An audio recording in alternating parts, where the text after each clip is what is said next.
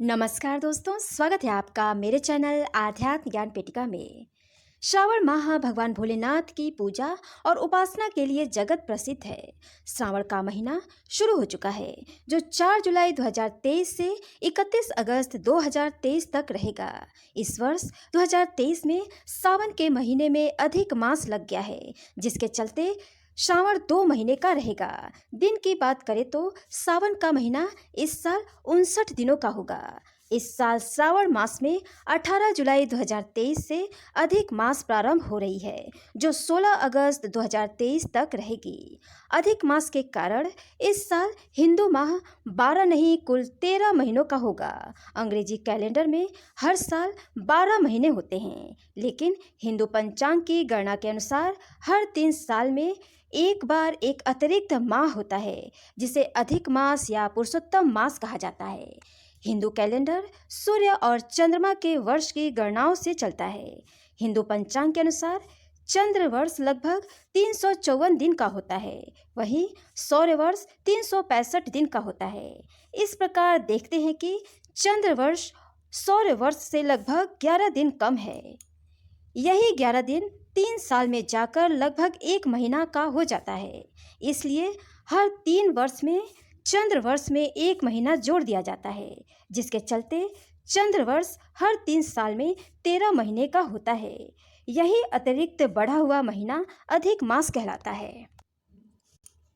Hindu calendar सूर्य और चंद्रमा के वर्ष की गणनाओं से चलता है, इसलिए सूर्य और चंद्र वर्ष के बीच इस अंतर को संतुलित करने के लिए हर 3 साल में 1 महीना जोड़ दिया जाता है, जिसके कारण हर 3 साल में एक अधिक मास पड़ता है। हिंदू धर्म शास्त्रों के अनुसार अधिक मास को मलमास, पुरुषोत्तम मास, संक्रांति मास, मली मलूच मास, ससर्प मास आदि नामों से भी जाना जाता है। सनातन धर्म में अधिक मास को बहुत ही महत्वपूर्ण और पूजा पाठ के लिए बेहद शुभ और पुण्यकारी माना जाता है, क्योंकि इस माह के स्वामी भगवान श्री हरि विष्णु हैं। भगवान विष्णु को पुरुषोत्तम भी कहा जाता है, इसलिए अधिक मास को पुरुषोत्तम माह भी कहा जाता है। मान्यता है कि इस मास में भगवान विष्णु की पूजा और उपासना करने से अधिक फल प्राप्त होता है और मोक्ष की प्राप्ति होती है। अधिक मास में शुभ और मांगलिक कार्यों जैसे शादी, ब्याह, गृह प्रवेश जैसे विशेष कार्यों को करने की मनाही है। इस मास में नई वस्तुओं की खरीदारी करना भी निषेध है। हिंदू धर्म में अधिक मास से जुड़ी कुछ कथाएं प्रचलित है, जिनमें से एक पौराणिक कथा के अनुसार एक बार हिरण्यकश्यप ने कठोर तप से भगवान ब्रह्मा को प्रसन्न किया और उनसे अमर होने का वरदान मांगा, लेकिन अमरता का वरदान देना निषिद्ध था। इसलिए भगवान ब्रह्मा जी ने उसे कोई और वरदान मांगने को कहा।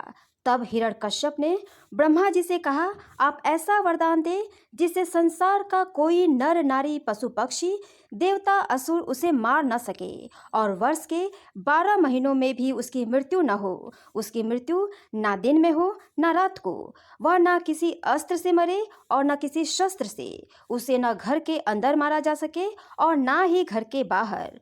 ब्रह्मा जी ने उसे ऐसा ही वरदान दिया, लेकिन इस वरदान के मिलते ही हिरण्यकश्यप स्वयं को अमर और भगवान के समान मानने लगा।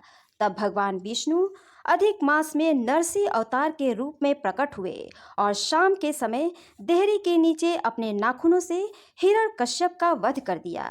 इसके बाद चूंकि हर मास के लिए एक देवता निर्धारित होता है, परंतु इस अतिरिक्त मास का स्वामी बनने के लिए कोई देवता तैयार नहीं हुए। ऐसे में ऋषि मुनियों ने भगवान विष्णु से आग्रह किया कि वे ही इस माह का भार अपने ऊपर ले और इसे भी पवित्र बनाए। तब भगवान विष्णु ने इस आग्रह को स्वीकार कर लिया और इस तरह यह मलमास के साथ पुरुषोत्तम मास भी बन गया। ऐसी भी मान्यता है कि इस माह का स्वामी कोई नहीं बन रहा था, इसलिए अधिक मास को मलमास कहा जाने लगा, जिसके कारण इस मास की बड़ी निंदा होने लगी। इस बात से दुखी होकर मलमास श्री हरि विष्णु के पास गया और उनको अपनी व्यथा सुनाई।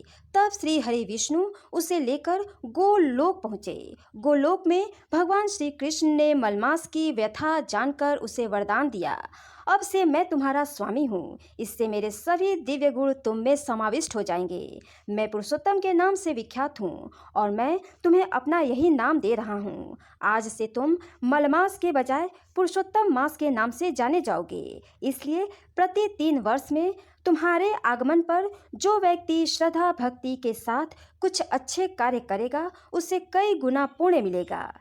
इस प्रकार भगवान ने अनुपयोगी हो चुके अधिक मास को धर्म और कर्म के लिए उपयोगी बना दिया। अतः इस दुर्लभ पुरुषोत्तम मास में स्नान, पूजन, अनुष्ठान और दान करने वाले को कई पुण्य फल की प्राप्ति होगी। तो ये रहे अधिक मास को पुरुषोत्तम मास कहने के पीछे पौराणिक कथा। ऐसे ही किसी तिथि, मास, व्रत और त्यौहार मनाने के पीछे प्रचलित पौराणिक कथा की महत्वपूर्ण जानकारी प्राप्त करने के लिए आज ही मेरे चैनल को सब्सक्राइब करें और मेरे वीडियो को लाइक और शेयर ज़्यादा से ज़्यादा करें दोस्तों। नमस्कार दोस्तों।